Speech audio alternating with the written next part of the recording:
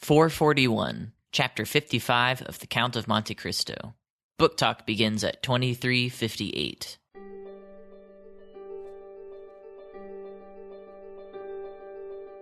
Welcome to Craftlit, the podcast for crafters who love books. My name is Heather Ordover, and I'm podcasting from where the Delaware River meets the Old York Road, New Hope, Pennsylvania. Episode 441, Listen. This episode of Craftlit is brought to you by its listeners. Many thanks and much gratefulness to all of the listeners who have gone over to patreon.com/craftlit and pledged their support to the show. We couldn't do it without you. Thank you. Well, hello. How are you? I hope you are well. I find it so funny that has become, it's kind of my mantra, because I know for some listeners, hearing the music that we've been using for the last almost 11 years is one of those Pavlovian triggers that allows you to relax, knowing that you are going to hear a really great book. And for me, over time, it started as the Seinfeld joke, the hello. It started goofy, and now I can't start the show any other way. I don't know how to start recording without saying that. So if it annoys you, I am so sorry, but I don't seem to be able to stop. Oh well. Today's episode has a fantastic chapter, but not for the reasons that we've had fantastic chapters so far. This one's very, very different. And you have to listen really closely to Dumas in order to catch what he's doing. But before we get to talking about that listening, something happened to me yesterday after the crafty chat, and I've gone back and forth with myself about whether I should share it with you or not. And finally, I thought, if I don't share it with you, what is the point of me doing a podcast? If you do not live in the States, you still may have noticed that people have gotten upset here lately. And that goes on both sides. I have a good friend who politically, not socially, but politically is, I don't want to say in opposition to me because she's not. There's a lot of stuff that we agree on. But there are some things that people will vote very specifically for that we take different stances on. However, she's a friend. I love her to death. She's an amazing person, and she's a knitter. And as a consequence, she and I have managed to do one of those things that people keep saying no one can do, which is we actually have found a way to talk about where we're coming from.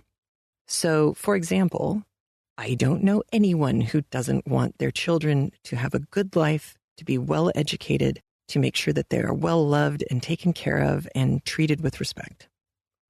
I don't think there's anyone who disagrees with that.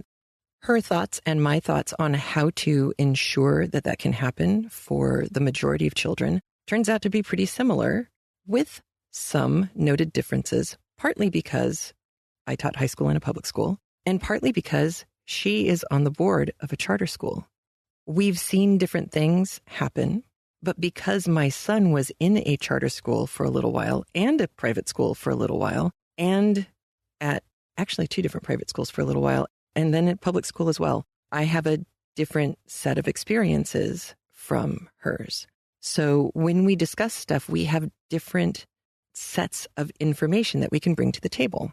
This is not a surprise. I've seen this happen on the Craftlit Ravelry chat page, and it's one of the things that I love about you.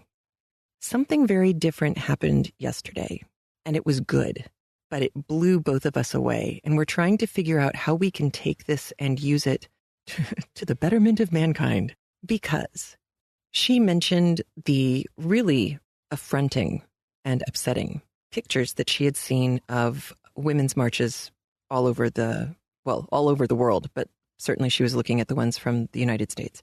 And she went on with the point she was making, and I said, wait, back up, because I was in Brussels when this happened. So the only news that I saw at that point was either the BBC or the international CNN or international MSNBC or the International Herald Tribune paper. So I wasn't sure what she was talking about. And we both assumed at first that I had been seeing completely different news in Europe than she had been seeing in the States. And then we started comparing sources. The images that she had seen were coming to her primarily on her Facebook feed. She read other things from other sources. She, like me, tends to try and read from lots of places. So she is not a Johnny One Note on this by a long shot. But the images that she saw were coming across her Facebook feed. The majority of the images that I saw were also coming across my Facebook feed. Now, I'm very careful not to click on clickbait or advertisements or anything like that. In fact, if there's something that I want to go look at somewhere else, I will right-click on the thing and then copy-paste it so that Facebook isn't tracking my choices and my information, because I don't want to muddy the waters of my Facebook feed. But all of the pictures that I saw were harmonious pictures of men and women walking together with children and smiling and laughing and happy. And all of the pictures that she saw were angry, screaming women wearing specific parts of the female anatomy as hats or headdresses or full body costumes. When I went to look for similar pictures, when we'd gotten off the phone together, I had no trouble finding them when I was searching specifically for them. But again, if I just looked up in general the Women's March, the pictures that I saw were happy and not at all angry, very inclusive. In fact, I read a really lovely piece about a transgender woman in Portland, Oregon, maybe? She had recently moved and she didn't know anyone, and she was afraid that she would be rejected because anatomically she hadn't completely become female yet. And instead, that's not what happened. And so again, the stories that were coming to me were ones of inclusion and joy and not angry, screaming people. So then she and I, realizing that this had everything to do with our Facebook feeds, we started talking about articles that we had read separate from Facebook and what was coming up on her browser more quickly or higher in her Google searches than the things that were coming up quicker in my Google searches, and where we were getting our news from. And as we talked and compared what these discrepancies, enormous discrepancies in news coverage, what became really clear is I finally said, oh my God, so when I say how wonderful I thought the Women's March was, anyone who has a Facebook feed similar to yours hears me say how much I approve of screaming, angry women wearing body parts as costumes. And she said, yes, that's correct. And I said, and when I hear you say, or not you because she wasn't, but anyone on the other side of the political spectrum or not, could be someone who's right next door to me, saying how offended they were by the Women's March, what I hear is that you hate seeing women walking together, marching together in a show of solidarity and joy. And we both got really, really quiet because the implications of that go way beyond people screaming, oh, it's all fake news. This showed us that the discrepancies in news coverage and the way that algorithms are working online means that we are fundamentally talking about completely separate things that happen to have the same name. For example, again, when we were talking about the travel ban, she was talking very specifically about needing to fix loose borders where illegal immigrants were coming in and causing trouble. And if you watched Nancy Pelosi's town hall, you heard from some very moving stories from people who live on the Texas-Mexico border. And their stories are unlike any stories that you would hear, like even in Phoenix. So whether or not I think that the travel ban is a good idea, her discussion of the travel ban is very specific and coming from stories like that, border stories, and people who've had cartels in their backyards doing horrible, horrible things, truly horrible, horrible things. My understanding of the problem with the travel ban comes from me having friends who are Iranian, who are Muslim from any country. To me, that's what the travel ban means. It is a stop on legal immigration to an extent that a friend of mine who I've known for almost 20 years and worked with for almost 20 years, two of her cousins who had worked for 14 years and spent thousands of dollars to get their green cards. They qualified for their green cards. They got the information early January. They had to come to the States to pick up their green cards before April 1st and happened to get on a plane the Saturday morning after the ban had been written. And they were turned away at the gate.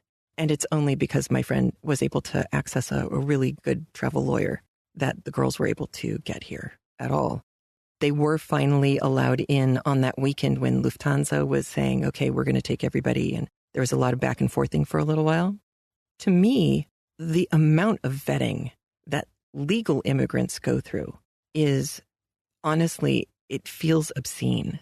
So this idea of extreme vetting has made me laugh this whole time because I know what my brother-in-laws had to go through, what other friends have had to go through. It is not like we have a porous legal immigration system.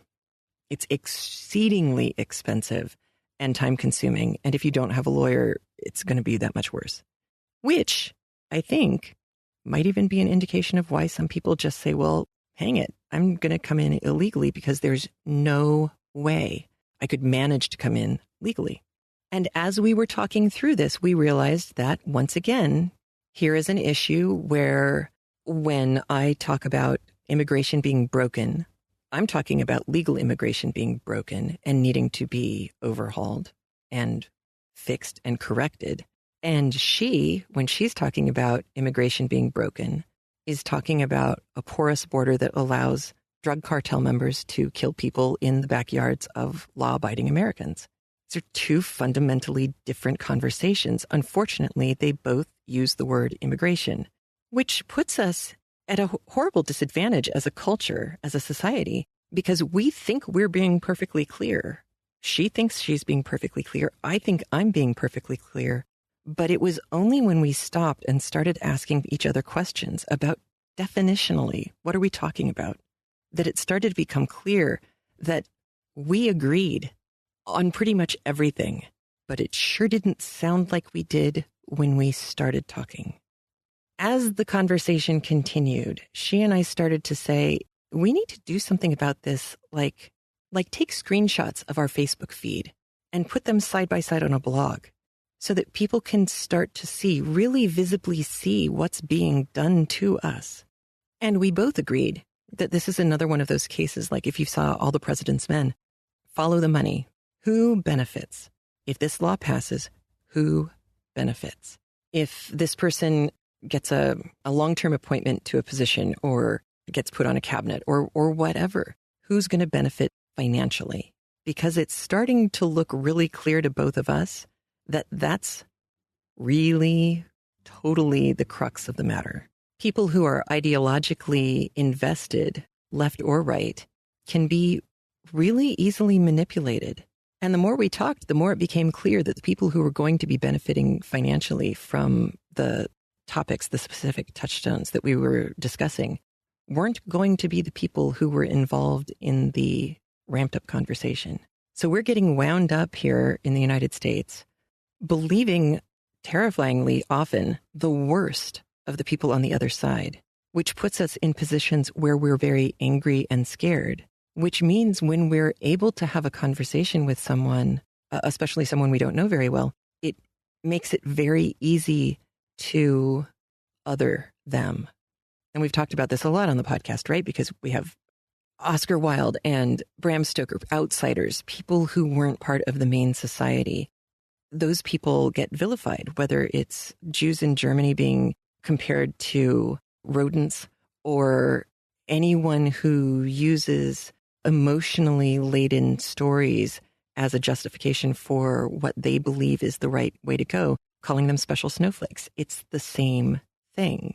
snowflakes, of course, not being quite so bad as rodents, but still, it's this otherness that we're allowed to paste over the faces of people who we might otherwise get along with really well. I am forever coming back to you as touchstones when I have these conversations with people, because I'm able to say, no, but I know people. I know really good people who don't agree with whatever the mechanism is that you're talking about, but they do agree with all of these other facets of the argument that's being made, which means there's a lot more common ground than we're allowed to see. But my friend and I are able to have this conversation with each other 100% because we are both approaching the conversation without anger or rancor or acrimony. We assume the best of each other. We know we love our children. We know we would never do anything that might compromise the safety of our families, our children's families, our extended friends and families. And this isn't someone who has been living under a rock who I'm having conversations with. She's lived in many different countries. She has seen more of the world than most people ever will be lucky enough to have. She is not small-minded or closed-minded. She simply has different mechanisms that she think would be better or stronger or faster than the ones that I tend to go for. And that's it. And you can have a rational conversation about those mechanisms, but not if my position had been to go in already angry at her for the pictures that I see on my Facebook feed, or some of the articles that have come across that are so appalling and angry, and not just tonally angry, but the violence of the language that's being used in these articles about women and the Women's March. When I read them to her, she was horrified, and also horrified, not just that I'd found this and that somebody had the gall to write it, but horrified that she was being lumped in the same category as this vile person just because the mechanisms she thought would work better were different. She has been ripped apart online, and she watched some other people get ripped apart online by knitters. And I kept saying, how can that be? And she said, I know. I don't get it. I didn't think that's what we were like. I thought knitters were capable of, and not just capable of, but heartened by the generosity of spirit that comes with making beautiful things for other people, giving beautiful things for other people to other people. And there was a community there that transcended all sorts of stuff. But that hasn't been what she saw recently. People make horrible assumptions about her ethics and morals based on a stereotype that they have. Well, if you're going to vote for that guy, that must mean you're, you can fill in the blank, racist, sexist, anti-gay marriage. You can run down the list of all of the hot button issues. And in fact, none of the things that she was accused of were true.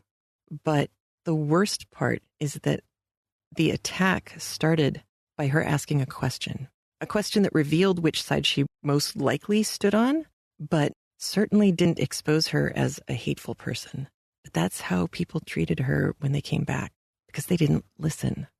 And it absolutely broke my heart, because of course, it makes it much harder for her to hear any other possible solution or another side to the argument, because why would you?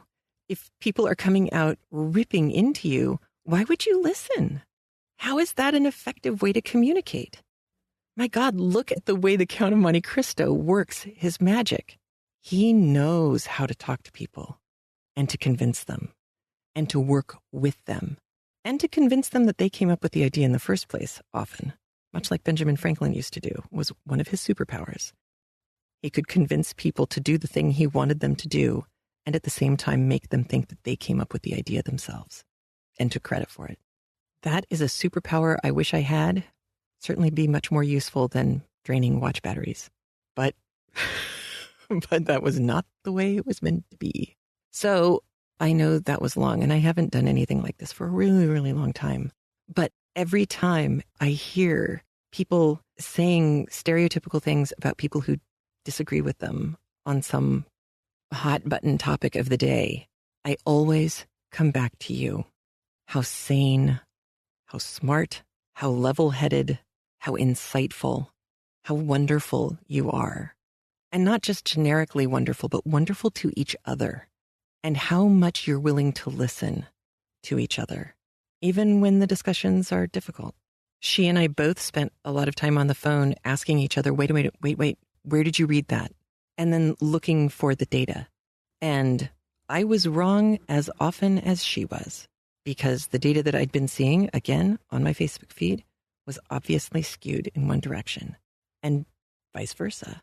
And it was only when we came together and were willing to learn from the other point of view and not assume, well, you disagree with me, therefore you're dangerous and crazy and can't possibly have any logical reasoning behind what you think. It was only when we got past that weirdness that we were both able to learn a lot. And I have a feeling at heart that's one of the things that makes you different and better. None of us are afraid of learning. And there are so many people who seem to be really afraid of learning.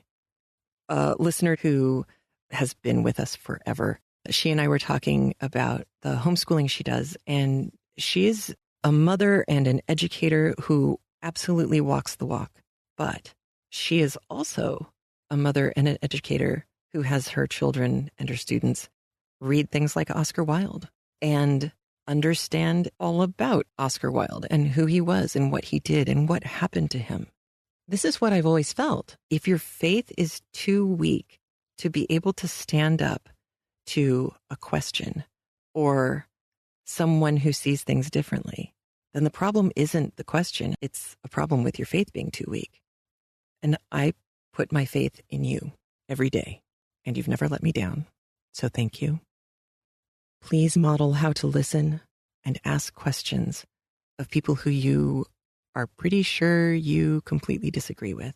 And let them hear that you're genuinely curious and that you want to understand, because they're going to be more likely to hear you after you've heard them. And it might be the hardest thing you've ever done in your life, but it's amazing what happens when it works. And it breaks my heart that we've gotten to a point where we are so separated, not because of us, but because of the manipulation of corporations or people or groups of people who are going to benefit off of our discord. That makes me really angry. And on that note, I'm getting very close to being able to start recording 1984. And I've been thinking more. 1984, True Believer, Brave New World. These will all have to be just the notes versions because I don't have the rights to any of these books, but they're too important not to be taking a look at right now, both for the reasons you think and probably for reasons you haven't considered yet. And that's why it's taking me a little longer to prep, because it's more complicated than I had thought. And that's a good thing. I like it. There's been a lapse in getting The Cat Came Back audio out to you. That's because my husband, along with everybody else, is sick in the household, and you wouldn't be able to hear him. It doesn't matter how closely I put the mic to his mouth, you wouldn't be able to hear him. So we're waiting until he can record again. And that's that.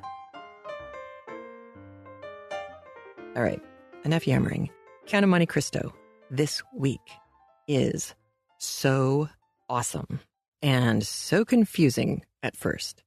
Remember at the end of the previous episode, the Count's servant Batista came in and said that the Count would be unable to dine with Albert and his mother. And this was because he had gentlemen who were imminently arriving and going to have dinner with him at his place. This was not a lie. And we see the first gentleman's arrival in our chapter today, chapter 55. The interplay of dialogue between these two men, because this is a very dialogue-heavy chapter. And you can really see that Dumas was a playwright when you get chapters like this coming across. The conversation between these two guys, Count of Monte Cristo and Cavalcante, who was introduced by name only in the previous chapter, is so complicated in its nuance that I found myself getting about 5, maybe 10 minutes into the chapter and then rewinding to listen again. Mostly because I kept thinking, wow, I must have misunderstood that. I go back and listen. No, I heard it right. Okay. And I kept having this happen over and over again. I'd rewind, listen to a little bit more again. No, I was right. Until finally by the end, very close to the end of the chapter, it dawned on me what was happening. So see if you can catch on earlier than I did. I am sure that will not be a problem, but it's really well written. And we'll have to talk about that on the flip side. So here you go with chapter 55 of The Count of Monte Cristo by Alexandre Dumas. Chapter 55. Major Cavalcanti. Both the Count and Baptistin had told the truth when they announced to Morcerf the proposed visit of the Major, which had served Monte Cristo as a pretext for declining Albert's invitation. 7 o'clock had just struck, and Monsieur Bertuccio, according to the command which had been given him, had 2 hours before left for Auteuil, when a cab stopped at the door, and after depositing its occupant at the gate, immediately hurried away, as if ashamed of its employment. The visitor was about 52 years of age, dressed in one of the green surtouts, ornamented with black frogs, which have so long maintained their popularity all over Europe. He wore trousers of blue cloth, boots tolerably clean, but not of the brightest polish, and a little too thick in the soles, buckskin gloves, a hat somewhat resembling in shape those usually worn by the gendarme, and a black cravat striped with white, which, if the proprietor had not worn it of his own free will, might have passed for a halter, so much did it resemble one. Such was the picturesque costume of the person who rang at the gate, and demanded if it was not at number 30 in the Avenue des Champs-Élysées that the Count of Monte Cristo lived, and who, being answered by the porter in the affirmative, entered, closed the gate after him, and began to ascend the steps. The small and angular head of this man, his white hair and thick grey moustache, caused him to be easily recognized by Baptistin, who had received an exact description of the expected visitor, and who was awaiting him in the hall. Therefore, scarcely had the stranger time to pronounce his name before the Count was apprised of his arrival. He was ushered into a simple and elegant drawing-room, and the Count rose to meet him with a smiling air. "Ah, my dear sir, you are most welcome. I was expecting you." "Indeed," said the Italian. "Was your Excellency then aware of my visit?" "Yes, I had been told that I should see you today at 7 o'clock." "Then you have received full information concerning my arrival?" "Of course." "So much the better. I feared this little precaution might have been forgotten." "What precaution?" "That of informing you beforehand of my coming." "Oh, no, it has not." "But you are sure you are not mistaken?" "Very sure." "It really was I whom your Excellency expected at 7 o'clock this evening." "I will prove it to you beyond a doubt." "Oh, never mind that," said the Italian. "It is not worth the trouble." "Yes, yes," said Monte Cristo. His visitor appeared slightly uneasy. "Let me see," said the Count. "Are you not the Marquis Bartolomeo Cavalcanti?" "Bartolomeo Cavalcanti," joyfully replied the Italian. "Yes, I am really he." "Ex-major in the Austrian service?" "Was I a major?" timidly asked the old soldier. "Yes," said Monte Cristo. "You were a major. This is the title the French give to the post which you filled in Italy." "Very good," said the major. "I do not demand more. You understand." "Your visit here today is not of your own suggestion, is it?" said Monte Cristo. "No, certainly not." "You were sent by some other person?" "Yes." "By the excellent Abbé Busoni?" "Exactly so," said the delighted Major. "And you have a letter?" "Yes, there it is." "Give it to me, then." And Monte Cristo took the letter, which he opened and read. The Major looked at the Count with his large, staring eyes, and then took a survey of the apartment. But his gaze almost immediately reverted to the proprietor of the room. "Yes, yes, I see. Major Cavalcanti, a worthy patrician of Lucca, a descendant of the Cavalcanti of Florence," continued Monte Cristo, reading aloud, "possessing an income of 500,000. Monte Cristo raised his eyes from the paper and bowed. "500,000, said he. "Magnificent." "500,000, is it?" said the Major. "Yes, in so many words, and it must be so, for the Abbé knows correctly the amount of all the largest fortunes in Europe." "Be it 500,000, then, but on my word of honour, I had no idea that it was so much." "Because you are robbed by your steward. You must make some reformation in that quarter." "You have opened my eyes," said the Italian gravely. "I will show the gentleman the door." Monte Cristo resumed the perusal of the letter. "And who only needs one thing more to make him happy." "Yes, indeed, but one," said the Major with a sigh. "Which is to recover a lost and adored son." "A lost and adored son." "Stolen away in his infancy, either by an enemy of his noble family or by the gipsies." "At the age of 5 years," said the Major with a deep sigh, and raising his eye to heaven. "Unhappy father," said Monte Cristo. The Count continued. "I have given him renewed life and hope in the assurance that you have the power of restoring the son whom he has vainly sought for 15 years.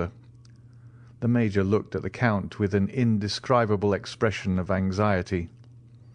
"I have the power of so doing," said Monte Cristo. The Major recovered his self-possession. "So then," said he, "the letter was true to the end." "Did you doubt it, my dear Monsieur Bartolomeo?" "No, indeed, certainly not. A good man, a man holding religious office as does the Abbé Busoni, could not condescend to deceive or play off a joke. But your Excellency has not read it all." "Ah, true," said Monte Cristo. "There is a postscript."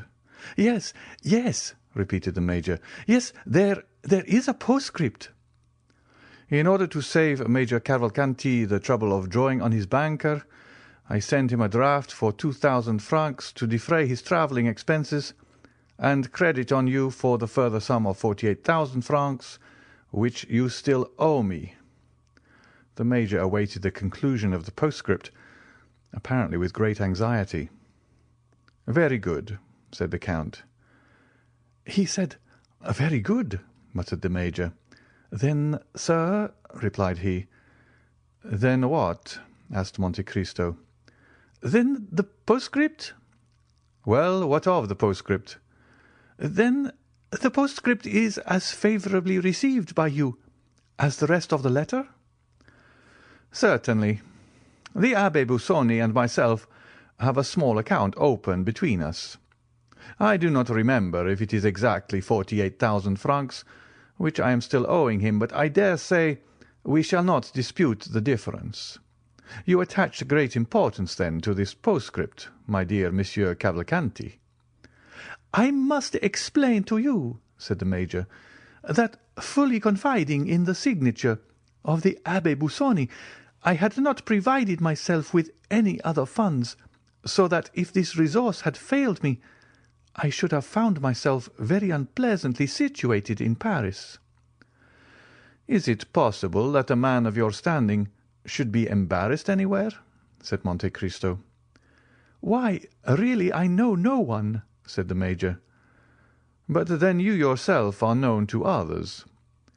"Yes, I am known, so that—" "Proceed, my dear Monsieur Cavalcanti." "So that you will remit to me these 48,000 francs." "Certainly, at your first request." The Major's eyes dilated with pleasing astonishment. "But sit down," said Monte Cristo. "I really do not know what I have been thinking of. I have positively kept you standing for the last quarter of an hour." "Don't mention it." The Major drew an armchair towards him and proceeded to seat himself. "Now," said the Count, "what will you take? A glass of port, sherry, or Alicante?" "Alicante, if you please. It is my favourite wine." "I have some that is very good. You will take a biscuit with it, will you not?" "Yes, I will take a biscuit, as you are so obliging." Monte Cristo rang. Baptistin appeared. The Count advanced to meet him. "Well," said he in a low voice. "The young man is here," said the valet de chambre in the same tone. "Into what room did you take him?" "Into the blue drawing-room, according to your Excellency's orders." "That's right. Now bring the Alicante and some biscuits." Baptistin left the room. "Really," said the Major, "I am quite ashamed of the trouble I am giving you." "Pray don't mention such a thing," said the Count. Baptistin re-entered with glasses, wine, and biscuits. The Count filled one glass, but in the other he only poured a few drops of the ruby-coloured liquid. The bottle was covered with spiders' webs and all the other signs which indicate the age of wine more truly than do wrinkles on a man's face. The Major made a wise choice. He took the full glass and the biscuit. The Count told Baptistin to leave the plate within reach of his guest, who began by sipping the Alicante with an expression of great satisfaction, and then delicately steeped his biscuit in the wine. "So, sir, you lived at Lucca, did you? You were rich, noble, held in great esteem, had all that could render a man happy." "All," said the Major, hastily swallowing his biscuit. "Positively all." "And yet there was one thing wanting in order to complete your happiness." "Only one thing," said the Italian. "And that one thing, your lost child." "Ah," said the Major, taking a second biscuit, "that consummation of my happiness was indeed wanting." The worthy Major raised his eyes to heaven and sighed. "Let me hear, then," said the Count, "who this deeply regretted son was, for I always understood you were a bachelor." "That was the general opinion, sir," said the Major, "and I—" "Yes," replied the Count, "and you confirmed the report. A youthful indiscretion, I suppose, which you were anxious to conceal from the world at large." The Major recovered himself and resumed his usual calm manner, at the same time casting his eyes down, either to give himself time to compose his countenance or to assist his imagination, all the while giving an under look at the Count, the protracted smile on whose lips still announced the same polite curiosity. "Yes," said the Major, "I did wish this fault to be hidden from every eye." "Not on your own account, surely," replied Monte Cristo, "for a man is above that sort of thing." "Oh, no, certainly not on my own account," said the Major with a smile and a shake of the head. "But for the sake of the mother," said the Count. "Yes, for the mother's sake, his poor mother," cried the Major, taking a third biscuit. "Take some more wine, my dear Cavalcanti," said the Count, pouring out for him a second glass of Alicante. "Your emotion has quite overcome you." "His poor mother," murmured the Major, trying to get the lachrymal gland in operation so as to moisten the corner of his eye with a false tear. "She belonged to one of the first families in Italy, I think, did she not?"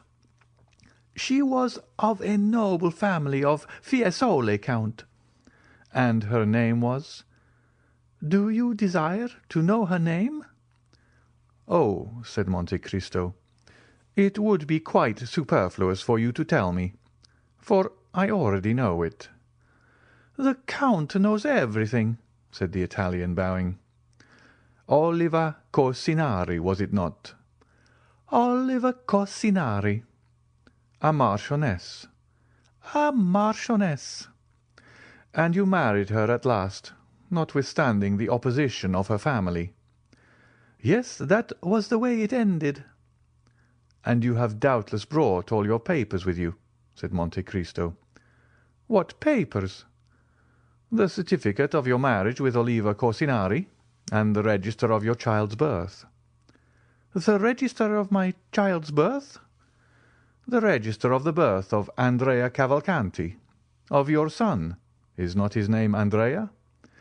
"I believe so," said the Major. "What? You believe so?" "I dare not positively assert it, as he has been lost for so long a time." "Well, then," said Monte Cristo, "you have all the documents with you?" "Your Excellency, I regret to say that, not knowing it was necessary to come provided with these papers, I neglected to bring them." "That is unfortunate," returned Monte Cristo. "Were they, then, so necessary?" "They were indispensable." The Major passed his hand across his brow. "Ah, per Bacco, indispensable, were they?" "Certainly, certainly they were, supposing there were to be doubts raised as to the validity of your marriage, or the legitimacy of your child." "True," said the Major. "There might be doubts raised." "In that case your son would be very unpleasantly situated." "It would be fatal to his interests." "It might cause him to fail in some desirable matrimonial alliance." "Oh, peccato!" "You must know that in France they are very particular on these points. It is not sufficient, as in Italy, to go to the priest and say, 'We love each other, and want you to marry us.' Marriage is a civil affair in France, and in order to marry in an orthodox manner, you must have papers which undeniably establish your identity." "That is the misfortune. You see, I have not these necessary papers." "Fortunately, I have them, though," said Monte Cristo. "You?" "Yes." "You have them?" "I have them." "Ah, indeed," said the Major, who, seeing the object of his journey frustrated by the absence of the papers, feared also that his forgetfulness might give rise to some difficulty concerning the 48,000 francs. "Ah, indeed, that is a fortunate circumstance. Yes, that really is lucky, for it never occurred to me to bring them." "I do not at all wonder at it. One cannot think of everything, but happily the Abbé Busoni thought for you." "He is an excellent person." "He is extremely prudent and thoughtful." "He is an admirable man," said the Major. "And he sent them to you?" "Here they are." The Major clasped his hands in token of admiration. "You married Oliva Cassinari in the church of San Paolo del Monte Catini. Here is the priest's certificate." "Yes, indeed, there it is truly," said the Italian, looking on with astonishment. "And here is Andrea Cavalcanti's baptismal register, given by the curate of Saravezza." "All quite correct." "Take these documents, then. They do not concern me. You will give them to your son, who will, of course, take great care of them." "I should think so, indeed. If he were to lose them—" "Well, and if he were to lose them?" said Monte Cristo. "In that case," replied the Major, "it would be necessary to write to the curate for duplicates, and it would be some time before they could be obtained." "It would be a difficult matter to arrange," said Monte Cristo. "Almost an impossibility," replied the Major. "I am very glad to see that you understand the value of these papers." "I regard them as invaluable." "Now," said Monte Cristo, "as to the mother of the young man." "As to the mother of the young man," repeated the Italian with anxiety. As regards the Marchesa Cosinari." "Really," said the Major, "difficulties seem to thicken upon us. Will she be wanted in any way?" "No, sir," replied Monte Cristo. "Besides, has she not—" Yes, sir," said the Major, "she has." "Paid the last debt of nature?"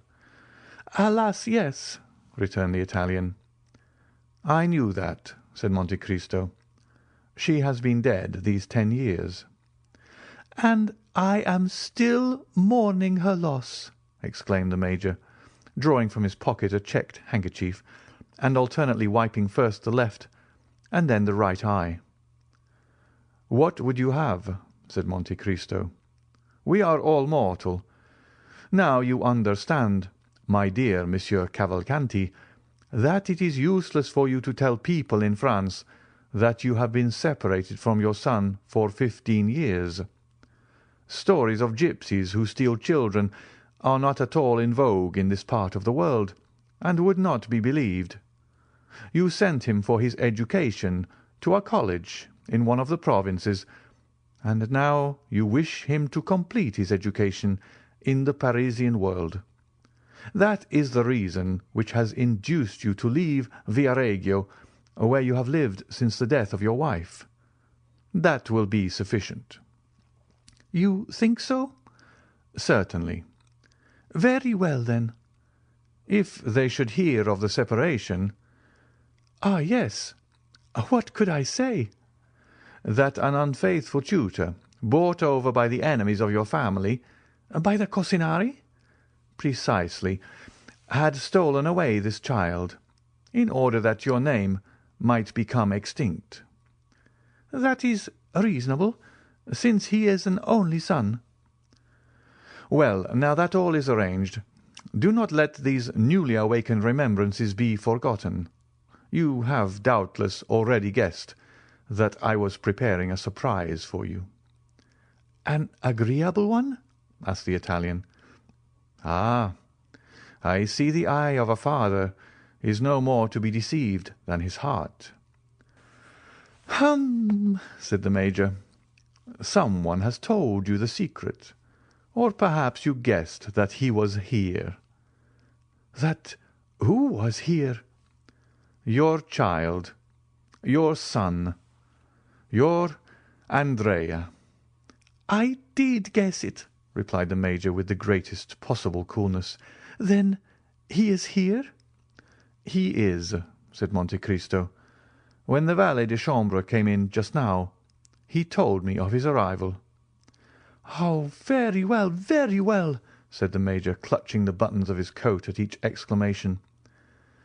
"My dear sir," said Monte Cristo, "I understand your emotion. You must have time to recover yourself. I will, in the meantime, go and prepare the young man for this much desired interview, for I presume that he is not less impatient for it than yourself." "I should quite imagine that to be the case," said Cavalcanti. "Well, in a quarter of an hour he shall be with you." "You will bring him, then? You carry your goodness so far as even to present him to me yourself?" "No, I do not wish to come between a father and son. Your interview will be private. But do not be uneasy. Even if the powerful voice of nature should be silent, you cannot well mistake him. He will enter by this door. He is a fine young man, of fair complexion, a little too fair, perhaps, pleasing in manners, but you will see and judge for yourself." "By the way," said the Major, "you know I have only the 2,000 francs which the Abbé Busoni sent me. This sum I have expended upon travelling expenses, and—" "And you want money. That is a matter of course, my dear Monsieur Cavalcanti. Well, here are 8,000 francs on account." The Major's eyes sparkled brilliantly. "It is 40,000 francs which I now owe you," said Monte Cristo. "Does your Excellency wish for a receipt?" said the Major, at the same time slipping the money into the inner pocket of his coat. "For what?" said the Count. "I thought you might want it to show the Abbé Busoni." "Well, when you receive the remaining 40,000, you shall give me a receipt in full. Between honest men, such excessive precaution is, I think, quite unnecessary." "Yes, so it is, between perfectly upright people." "One word more," said Monte Cristo. "Say on." "You will permit me to make one remark?" "Certainly. Pray do so." "Then I should advise you to leave off wearing that style of dress." "Indeed?" said the Major, regarding himself with an air of complete satisfaction. "Yes, it may be worn at Viareggio, but that costume, however elegant in itself, has long been out of fashion in Paris." "That's unfortunate." "Oh, if you really are attached to your old mode of dress, you can easily resume it when you leave Paris." "But what shall I wear?" "What you find in your trunks." "In my trunks? I have but one portmanteau." "I dare say you have nothing else with you. What is the use of boring oneself with so many things? Besides, an old soldier always likes to march with as little baggage as possible." "That is just the case. Precisely so." "But you are a man of foresight and prudence. Therefore you sent your luggage on before you. It has arrived at the Hôtel des Princes, Rue de Richelieu. It is there you are to take up your quarters." "Then in those trunks?" "I presume you have given orders to your valet de chambre to put in all you are likely to need, your plain clothes and your uniform. On grand occasions you must wear your uniform. That will look very well. Do not forget your crosses. They still laugh at them in France, and yet always wear them for all that." "Very well, very well," said the Major, who was in ecstasy at the attention paid him by the Count. "Now," said Monte Cristo, "that you have fortified yourself against all painful excitement, prepare yourself, my dear Monsieur Cavalcanti, to meet your lost son, Andrea." Saying which, Monte Cristo bowed and disappeared behind the tapestry, leaving the Major fascinated beyond expression with the delightful reception which he had received at the hands of the Count. End of chapter 55. Okay, so do you have any idea what the Count is actually up to? I mean, we figured out, right, that Cavalcante is not Cavalcante, that he's somehow, because Abbé Busoni was involved, that Edmund has figured out in his multiple roles as the Abbé and as the Count of Monte Cristo, he's figured out something about this guy. Clearly this guy needs money. And for some reason, the Count is putting him up and putting him forward, presenting him as this military stud muffin who's finally being reunited with his long-lost son. And it seems to be really important because he's spending a lot of money doing this and gone to great lengths to have it happen. I mean, he's got Busoni involved and he had to set up all of the travel arrangements and the finances. And wasn't he funny about the money? Just totally making this man beg for it. I guess that's not really funny about the money. That's kind of creepy about the money. But either way, wow. And we have no explanation as to why. No clue. None at all. And we don't really know. I mean, we know who is supposed to be coming. It's going to be the long-lost son, right? I mean, that's where we're headed. But if this guy isn't really Cavalcante, then who's really the son? And why are we playing this game? And the answer is, it'll take a while to find out because this is the Count of Monte Cristo and he plays the long game. And boy, oh boy, is this setup the long game. Pieces will start to fall into place before the very end, but it takes its own sweet time unfolding. So next week, we'll meet this kid who's been long lost for so many years, and we'll find out a little bit more about what's going on, probably be able to piece some stuff together, but mostly it's just marvelous dialogue this chapter and a little bit more of the setup next chapter. So thank you for your patience and your forbearance with me, and have a great week. Take care of yourself and each other, and I'll talk to you soon. Bye. If you like getting free audiobooks with benefits every week, please consider supporting the show over at patreon.com/craftlit. There are rewards waiting for you beyond, the free podcast. You can also subscribe to our premium streaming audio by tapping the red lock when you are looking at the app or at the show notes at craftlit.libsyn.com/podcast. You can also sign up for a premium download subscription by following the links in the right-hand sidebar at craftlit.com. And if it's easier for you, you can always subscribe and review at iTunes and at Stitcher Radio. Like us on Facebook, support us at Patreon, and come with us on tour. For 9 years, Craftlit has been kept going by the support of you, the listener. And for that, I am truly grateful. And remember, if your hands are too busy to pick up a book, at least you can turn one on